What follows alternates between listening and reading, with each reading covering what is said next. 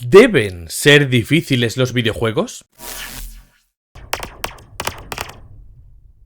Es una pregunta que no deja de volver. Cada vez que un Souls-like añade un modo de dificultad algo más sencillo, se vuelve a encender la chispa. Hoy quiero hablar de lo que significa realmente la dificultad, de cómo afecta al diseño, a la accesibilidad, y de por qué el nuevo sistema de selección de dificultad de Lies of P ha vuelto a reabrir el debate. La dificultad no consiste simplemente en que un juego sea complicado, es la forma en que te reta. Cómo responde al control, cómo se comportan los enemigos, cómo se gestionan los recursos o se estructura el entorno. Todo eso unido forma parte del desafío. Hay juegos que saben exigir sin ser injustos, que premian la paciencia, la atención y la dedicación. Y luego hay otros que frustran sin enseñar nada, que confunden dificultad con tortura. Por ejemplo, un jefe bien diseñado te pone a prueba, pero también te da las claves para superarlo, a veces incluso a través de los enemigos menores que encuentras antes de enfrentarte a él. Reconoces patrones y entiendes por qué has fallado. Cuando un juego abusa de mecánicas opacas, cámaras caprichosas o errores de diseño, lo que hay no es dificultad, es sabotaje. Vamos a remontarnos a la antigüedad. En los años 80 y 90, la dificultad no siempre respondía a una intención artística. En los arcades, la dificultad era necesaria para que las vidas bajasen a buen ritmo y metieras otra monedita en la máquina. Esa mentalidad se arrastró a las consolas domésticas, donde muchos títulos heredaron esa dificultad punitiva. Ghosts 'n Goblins, Battletoads, Ninja Gaiden... inolvidables juegos que, por otro lado, no perdonaban un error. Y no tanto por proponer un reto justo y desafiante, sino por alargar su vida útil de forma artificial. Uno de los ejemplos más recordados fue El Rey León, en Super Nintendo y Mega Drive. Visualmente era precioso, la música era una pasada, accesible en apariencia, pero estaba diseñado con una dificultad exagerada, estaba diseñado con malicia. ¿Cuál era el motivo? Pues evitar que los niños pudieran terminárselo alquilándolo tan solo una vez.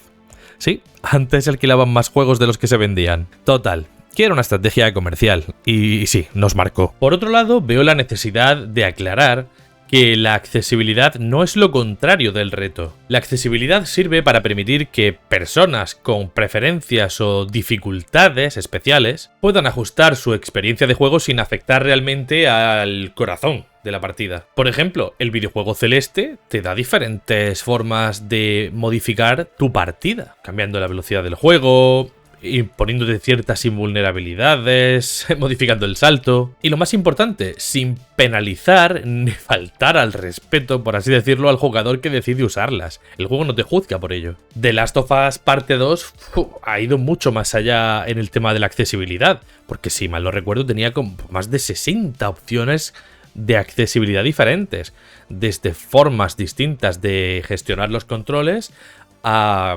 adaptación para personas con diferentes dificultades visuales, auditivas y motrices en general. ¿Tú considerarías que es injusto que a una persona que juega, por ejemplo, con solo una mano no tenga la opción de configurarse su juego? No lo termino de ver, ¿eh? La historia es la misma, no se cambia el ritmo, la tensión narrativa va a permanecer ahí. No lo sé, simplemente están adaptando su forma de jugar. Un modo fácil no elimina la experiencia de un modo normal o un modo difícil, sobre todo si la implementan los propios desarrolladores. Total, que se amplía el abanico de gente que puede jugarlo. Eso sí, a mí me gusta que el propio desarrollador me deje claro cuál es la dificultad para la que ellos pensaron el juego. Esto afortunadamente suele decirse. Y aunque muchos pensaríamos que el modo normal es la dificultad objetivo pensada, a veces no lo es. A veces nos encontramos juegos en los que el modo difícil es la dificultad para la que los desarrolladores tenían pensado el gameplay. En cualquier caso, para mí, mientras no me quiten la posibilidad de jugarlo en una dificultad exigente, me da igual que haya otras. Lies of P, con su nueva expansión, añade un selector de dificultad con 3 opciones: fácil, normal y la experiencia original, ahora etiquetada como difícil. Y con eso, pues, han reabierto el eterno debate. ¿Es esto rendirse al público casual mayoritario o es simplemente una evolución natural del medio? En mi opinión, mientras el diseño base siga ahí y se identifique como tal, Añadir otras vías de entrada no resta, joder, suma. He leído de todo, desde ahora ya no es un Souls-like hasta gracias por pensar en jugadores como yo. Lo preocupante es que muchas de estas opiniones vienen acompañadas de insultos, de bandos, de superioridad moral por ambas partes, para sorpresa de nadie. Un modo fácil no borra tu partida, macho. Que otro lo juegue a su manera no resta valor a lo que tú has logrado. Y en serio, si lo hace, quizá el problema no es el juego, amigo. Cuando un juego difícil está bien diseñado, la recompensa emocional es enorme. La victoria no es solo pasar de pantalla, es sentir que tú, como jugador, has crecido. Eres mejor. Títulos como Hollow Knight, Hades o Dead Cells, por ejemplo, me parecen cojonudos. Son desafiantes, sí, pero también son justos, con reglas claras y una progresión real. Aprendes, mejoras y cuando caes entiendes por qué. Y eso engancha brutal. Todavía recuerdo la primera vez que jugué a Dark Souls, que lo hice en una Xbox 360, alquilado, por recomendación de un grandísimo amigo. Recuerdo lo perdido que estaba, que de hecho al principio tiré para la zona de los esqueletos indestructibles. Craso error. Pero bueno, cuando me di cuenta de que por ahí no era el camino y tomé el rumbo esperado, yo ya me he vuelto una máquina. De tanto intentar acabar con enemigos indestructibles, me había fortalecido mucho para afrontar el desafío que estaba por venir.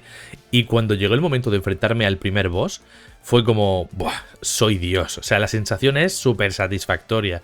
Porque aunque has tenido que palmar y palmar y palmar, y a veces puede resultar muy frustrante, cosa que por otro lado se remedia con los años, el resultado final es de una sensación de plena satisfacción, de sentirte mejor jugador, y eso a mí me llena, no sé a vosotros. Ese recuerdo a mí no me lo va a quitar nadie, o sea, por mucho que From Software dijese ahora, pues vamos a poner un modo paseo, un modo fácil en Dark Souls, ¿tú te crees que a mí me va a cambiar lo más mínimo mi experiencia? En absoluto, y cuando me lo vuelva a jugar me lo pondré en esa dificultad que a mí me gusta. O sea que no entiendo el problema. Creo que a veces perdemos un poco el foco. Los videojuegos no están para pasártelos. Los videojuegos están para disfrutar pasándotelos. Para la mayoría de nosotros son un hobby.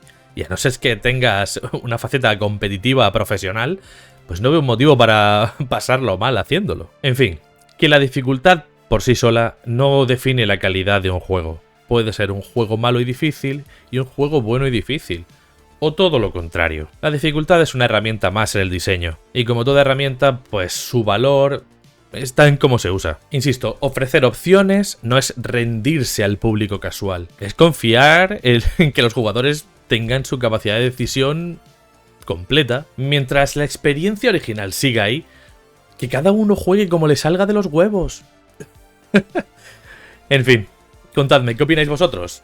Me gustaría saber cuál es ese juego que os costó mucho pasaros, o incluso si alguna vez tuviste que abandonar alguno por frustración pura. Y bueno, entiendo que si habéis llegado hasta aquí es que el vídeo os ha molado, así que ¿qué os parece si dejáis un like o me respondéis a una de estas preguntitas en comentarios? Si os gustan estos vídeos así un poquito más reflexivos, decídmelo, porque a mí me ha gustado bastante hacerlo, o sea que, bueno, nos vemos en el siguiente. Chao.